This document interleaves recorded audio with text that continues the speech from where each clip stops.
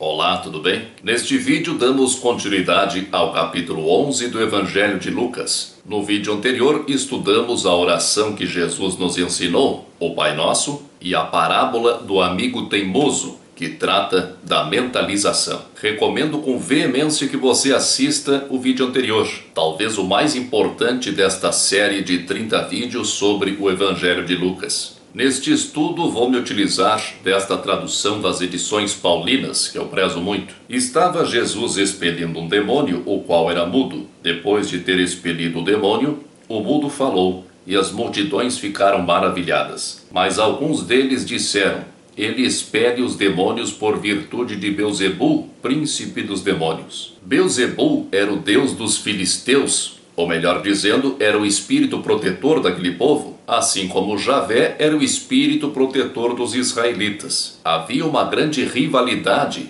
entre israelitas e filisteus, e essa rivalidade era transmitida aos seus deuses. Esta acusação ridícula de que Jesus agia por meio de Beelzebul é comum até hoje, quando pessoas menos esclarecidas confundem os trabalhos de desobsessão com exorcismos e, em sua ignorância, imaginam que os espíritas lidam com demônios e capetas. Outros, para o tentarem, pediam-lhe um prodígio vindo do céu. Ele, porém, conhecendo seus pensamentos, disse-lhes: todo o reino dividido contra si mesmo será desolado e cairá casa sobre casa. Se, pois, Satanás está dividido contra si mesmo, como estará em pé o seu reino? Porque vós dizeis que por virtude de Beelzebul é que eu lanço fora os demônios. Ora, se é por virtude de Beelzebul que eu lanço fora os demônios, vossos filhos por virtude de quem os expelem? Por isso eles mesmos serão os vossos juízes. Mas se eu pelo dedo de Deus lanço fora os demônios, certamente chegou a vós o reino de Deus. Apesar de todas as purificações e curas espirituais que Jesus fazia na frente de todos, ainda pediam um sinal a ele. Queriam um grande prodígio, um sinal do céu. Jesus, que pela sua imensa superioridade já estava livre de vaidades e falsos valores humanos, não se deixava envolver pelos descrentes de plantão. No meio espírita ainda é comum que muitas pessoas estejam interessadas em fenômenos mediúnicos, sem saberem que o objetivo do espiritismo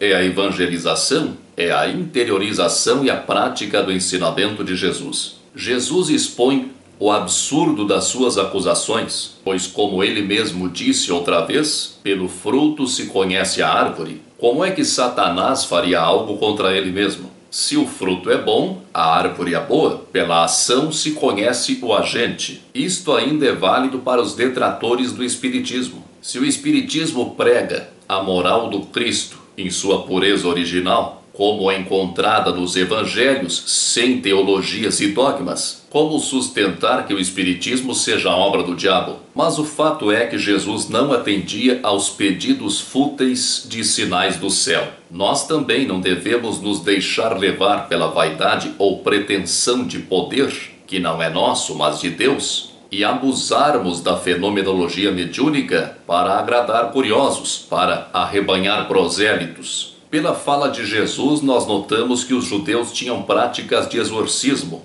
e sabemos que eles se utilizavam de fórmulas. Jesus afirma que ele expelia os demônios pelo dedo de Deus. Sabemos que eles chamavam de demônios aos espíritos dos homens perversos. Eram os espíritos atrasados, os obsessores. Jesus os afastava instantaneamente apenas com seu magnetismo e autoridade.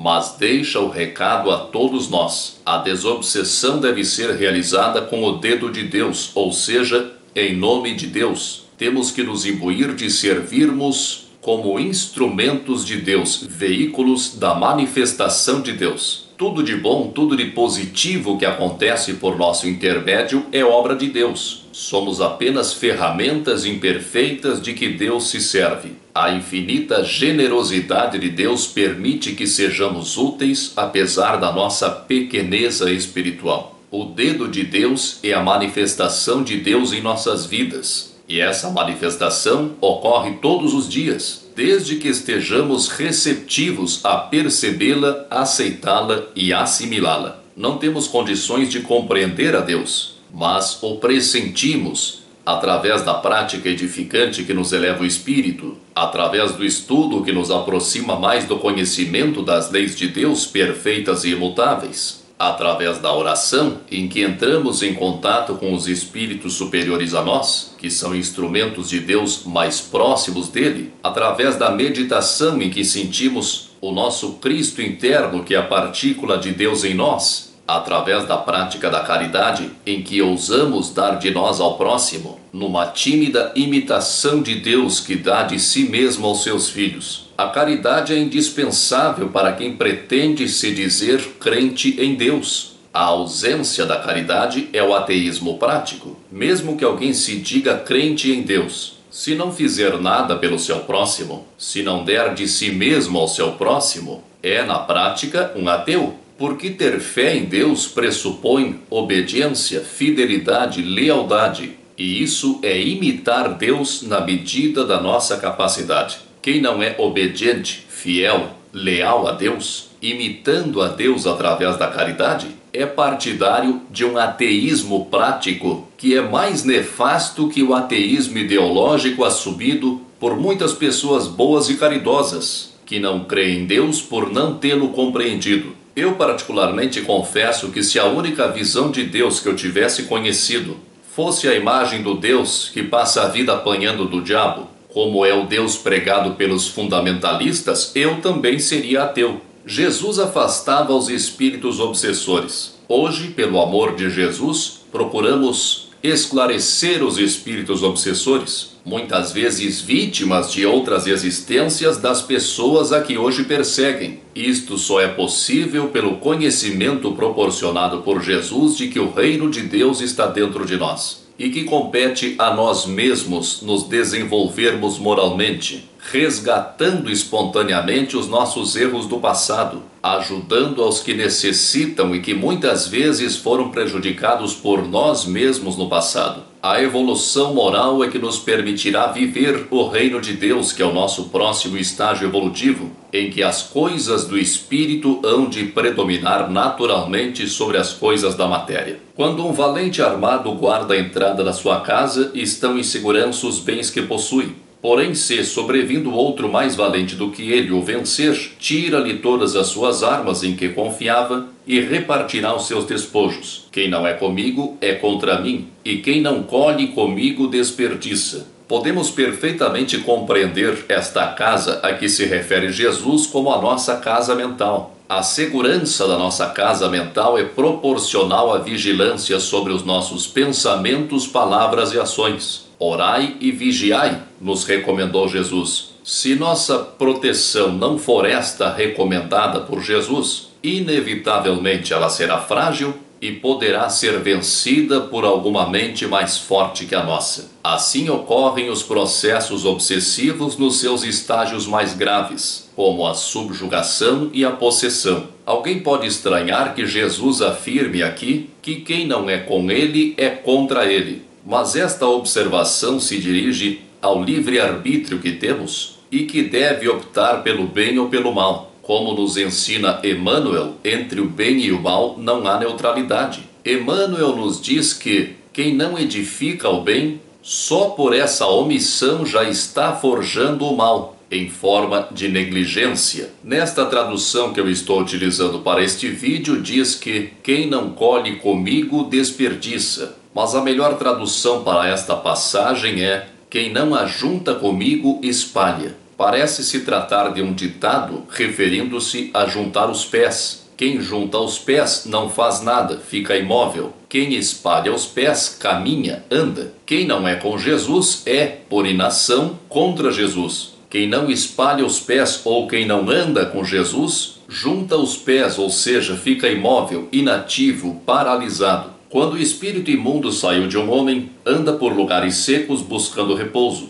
e não o encontrando diz: voltarei para minha casa donde saí. E quando vem, a encontra varrida e adornada. Então vai e toma consigo outros 7 espíritos piores do que ele, e entrando habitam ali. E o último estado daquele homem torna-se pior que o primeiro. Aqui diz que o espírito imundo, quando sai do homem, anda por lugares secos. Lugares secos, no texto original grego, se diz anidron topon. Anidro quer dizer sem água. Sabemos que quando Jesus dialogou com Nicodemos, ele se referiu à água como simbolismo para a reencarnação, afirmando que é preciso nascer de novo, nascer da água e do Espírito, pois este Espírito, que afastou-se da pessoa a quem estava obsediando, andando por lugares sem água, ou seja, sem possibilidade de reencarnação, que seria o único meio de obter um relativo repouso através do esquecimento temporário do passado, acaba voltando a assediar a casa mental daquele a quem obsediava, provavelmente um antigo desafeto,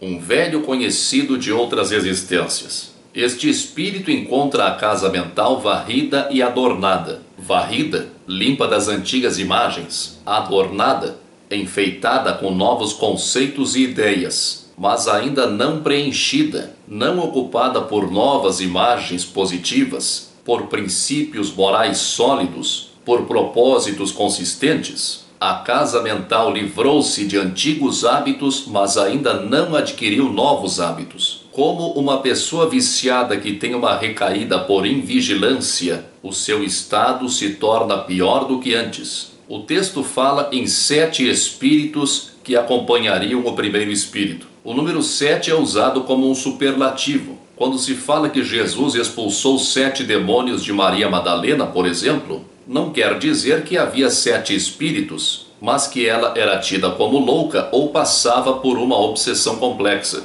É o mesmo caso aqui. Uma mulher enaltece a mãe de Jesus, e Jesus lembra que mais importante é quem ouve a palavra de Deus e aguarda, ou seja, quem é receptivo ao seu Cristo interno. Jesus se refere novamente à geração de espíritos da terra, pela qual ele é responsável e que somos todos nós. Eles lhe pediram um sinal, e ele disse que o sinal que daria a eles seria o sinal de Jonas. Jonas era um profeta de Deus. Quando Deus mandou que ele pregasse na cidade de Nínive, que era uma cidade pagã, não era uma cidade do seu povo, Jonas tentou fugir de Deus, não queria pregar a outro povo. Fugiu no navio e Deus mandou uma forte tempestade contra o navio. Percebendo que a causa da tempestade era ele, a tripulação do navio o jogou no mar.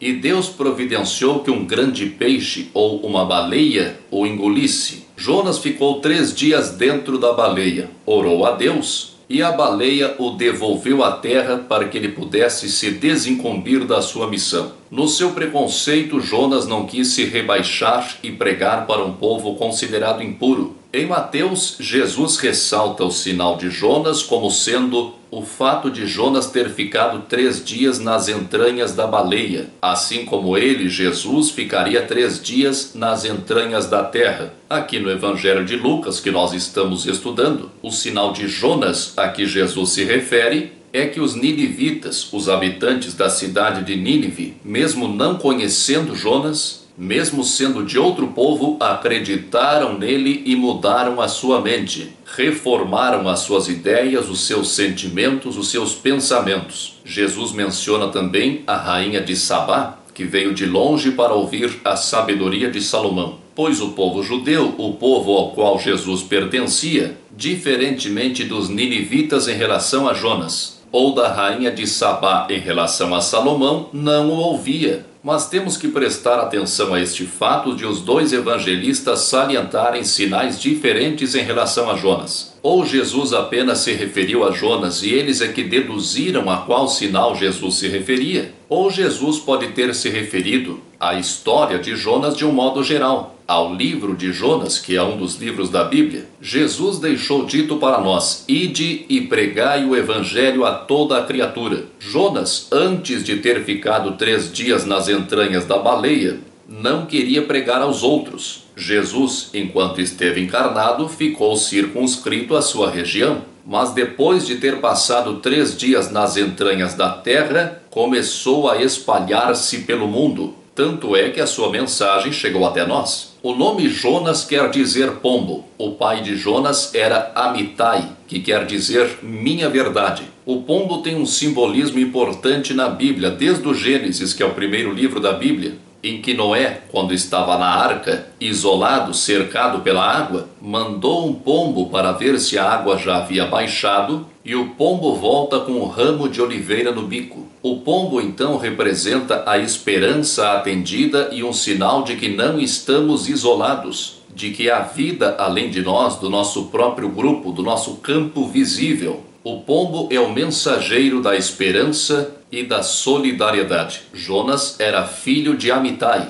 Ao se referir a Jonas, Jesus está dizendo que o mensageiro da esperança e da solidariedade é o filho da sua verdade, o fruto da sua verdade, pois Amitai quer dizer minha verdade. A verdade que nos foi trazida por Jesus deve ser pregada a toda a criatura, não só a um pequeno grupo. Este é o sinal de Jonas. Este é o sinal que Jesus prometeu àquela geração de espíritos, que somos nós mesmos reencarnados. Hoje em outros corpos mais experientes, tendo aprendido um pouco com os nossos erros, somos capazes de perceber o sinal de Jonas a que Jesus se referia. A verdade ensinada por Jesus, pregada a toda a criatura. É nosso dever dar continuidade a esta tarefa. Ninguém acende uma lucerna e a põe em lugar escondido, nem debaixo do alqueire, mas sobre o candelabro, para que os que entram vejam a luz. No vídeo de número 11, nós já tratamos da candeia, que era a lâmpada da época. Aqui é traduzido como lucerna. Era um recipiente com azeite e um pavio que se acendia para iluminar.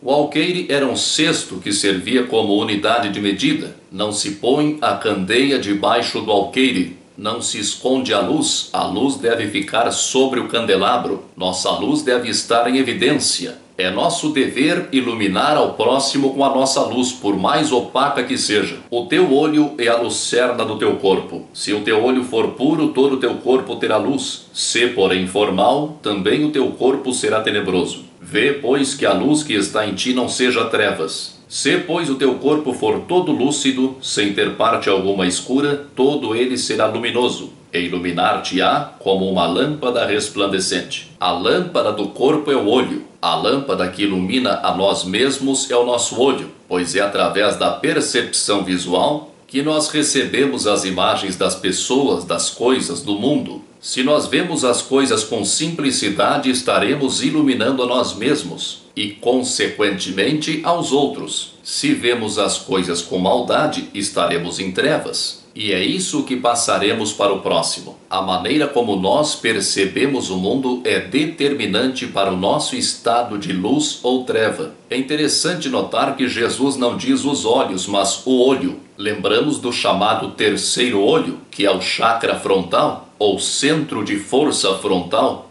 localizado entre os olhos, associado à glândula pineal, que fica no meio do cérebro na altura dos olhos. É o nosso sensor para o mundo espiritual. Sob esta análise, nós recebemos da espiritualidade aquilo que estiver de acordo com a nossa receptividade. Quem só vê o mal está receptivo para o mal e sintoniza espiritualmente com o mal. Quem consegue ver em tudo um aspecto positivo está receptivo ao bem, à luz, e sintoniza espiritualmente com o bem e com a luz. Enquanto Jesus estava falando, um fariseu convidou-o a ir jantar com ele. Este é o segundo relato no Evangelho de Lucas em que Jesus janta com um fariseu. Dos grupos representativos da sociedade da época, os mais avançados eram os fariseus. Eles acreditavam na imortalidade do espírito, no julgamento de Deus, nas boas ações e na reencarnação, embora muito longe da clareza de conceito que o Espiritismo nos apresenta hoje. Exatamente por serem os fariseus os que detinham mais conhecimentos espirituais, é que Jesus os cobrava com tanta severidade. Os ignorantes erram sem saberem que estão errando, mas quem já detém o conhecimento é plenamente responsável pelas consequências da aplicação ou da não aplicação deste conhecimento. O fariseu ficou admirado ao ver que Jesus não se lavava antes de comer. Era costume deles, por causa das suas muitas tradições, lavar-se mesmo que simbolicamente para livrar-se das impurezas. Fariseu quer dizer separado. Os fariseus encheram-se de regras exteriores que os separavam do resto do povo. Viam impureza em tudo, cuidavam das exterioridades e se esqueceram de cuidar do seu íntimo, das coisas do espírito. É a isso que Jesus se refere ao dizer: Agora vós, os fariseus, limpais o que está por fora do vaso e do prato, mas o vosso interior está cheio de rapina e de iniquidade. Nécios, quem fez o que está por fora não fez também o que está por dentro? Dai, contudo, esmola do que vos sobeja, e eis que todas as coisas serão puras para vós. No texto original grego diz para dar o que está dentro, ou seja, as coisas interiores, o que está dentro de nós. Neste ponto, esta tradução está desviada da verdade, pois aqui diz: dai, contudo, esmola do que vos sobeja, ou seja, do que está sobrando, como se Jesus estivesse se referindo aos bens materiais. Mas definitivamente não é este o sentido. Quem fez o que está de fora, não fez também o que está por dentro? Deus fez o exterior, o material, mas também fez o interior, o espiritual. Jesus diz para dar o que se tem. Jesus diz para dar o que se tem, não o que se detém. Nossos bens materiais não nos pertencem, são empréstimos de Deus. Permanecerão na terra quando nós desencarnarmos. Nós detemos os nossos bens materiais, mas nós só temos o que está no nosso íntimo. Nossas aquisições morais e intelectuais. Nos limpamos, nos purificamos internamente quando damos de nós mesmos ao nosso próximo. Lembremos as palavras de Emmanuel. Que temos de nós próprios para dar? Que espécie de emoção estamos comunicando aos outros? Que reações provocamos no próximo? Que distribuímos com os nossos companheiros de luta diária? Qual é o estoque de nossos sentimentos? Que tipo de vibrações espalhamos? Os fariseus levavam as leis de Moisés ao pé da letra. Até hoje há religiosos que pretendem levar as leis de Moisés ao pé da letra. Os fariseus se preocupavam com o dízimo e se esqueciam do que realmente importava, que era o amor de Deus e o consequente amor pelas criaturas de Deus. Gostavam de aparecer, de mostrarem o quanto eram seguidores da lei, de rezar em voz alta, gritando para que todos ouvissem. Se referindo aos fariseus e aos doutores da lei, Jesus os compara às sepulturas que não aparecem, sobre as quais os homens caminhavam sem saberem que estavam andando sobre sepulturas. Pelas regras de pureza, as pessoas não podiam se aproximar de um cadáver, ou se tornavam legalmente impuras. Costumava-se então pintar com cal as sepulturas, para que elas ficassem bem visíveis. O que Jesus está dizendo é que as pessoas se aproximavam dos fariseus sem suspeitarem de que estavam se contaminando com eles, com as suas crenças exteriores, com a sua hipocrisia, com o seu fanatismo. Quem se aproxima de algum fanático fundamentalista pode pensar que está dando passos seguros, quando na verdade está enchendo a sua mente de preconceitos e se afastando da imagem de Deus amoroso e bom que nos foi passada por Jesus. Há religiosos que prestam um desserviço à religião. Jesus menciona ainda o fato de os fariseus terem edificado sepulcros em homenagem aos antigos profetas. Estes antigos profetas haviam sido mortos pelo povo, pelos antepassados dos fariseus. E Jesus vê no fato de eles se preocuparem com a lembrança exterior dos profetas uma demonstração de que os fariseus consentiam no crime praticado pelos seus antepassados. Jesus diz que desta geração de espíritos, da humanidade culpada, será cobrado o preço pelo sangue derramado de todos os profetas. Através da reencarnação experimentamos várias existências, passamos por diferentes períodos da história e escrevemos a história da humanidade, cheia de erros e crimes cometidos por nós mesmos. Jesus está acusando os fariseus de serem eles mesmos os assassinos dos profetas. Foram eles mesmos, em existências anteriores, que tiraram a vida dos profetas. O seu apego pelo passado, a veneração pela imagem dos profetas e não pela sua mensagem, era a evidência disso. Nós também somos responsáveis por grandes crimes do passado. Os períodos da história que mais nos chamam a atenção podem ser sinal de que estivemos de algum modo ligados a estas épocas, contribuindo com a nossa cota de erros. Que isso nos sirva de reflexão. Muito obrigado por estar comigo, muita força e paz para você. Você já se inscreveu no meu canal? Aqui embaixo há o campo para você se inscrever. Se você gostou do vídeo, clique em gostei e compartilhe este vídeo nas redes sociais para que mais pessoas possam assisti-lo. Obrigado.